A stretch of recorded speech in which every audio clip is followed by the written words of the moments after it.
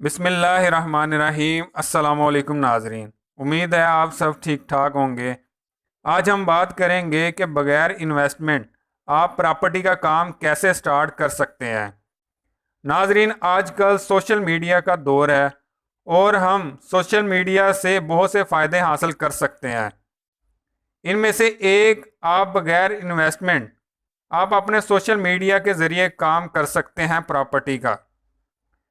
आप प्रॉपर्टी के काम में किसी प्रॉपर्टी इन्वेस्टर या प्रॉपर्टी डीलर को बोल सकते हैं कि वो आपका प्लाट या मकान वगैरह सेल करवा सकता है, क्योंकि प्रॉपर्टी डीलर के पास या इन्वेस्टर के पास बहुत से प्लाट वगैरह मौजूद होते हैं।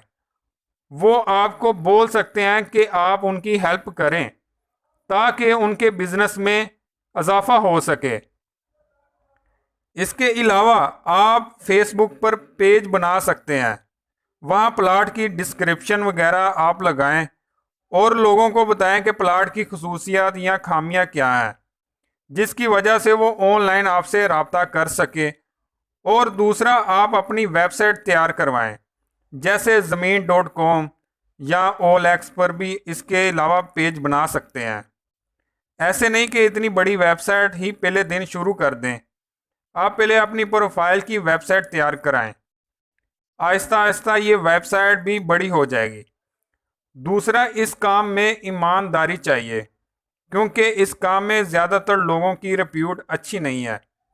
अगर आप इस काम को ईमानदारी से करेंगे तो यकीनन अल्लाह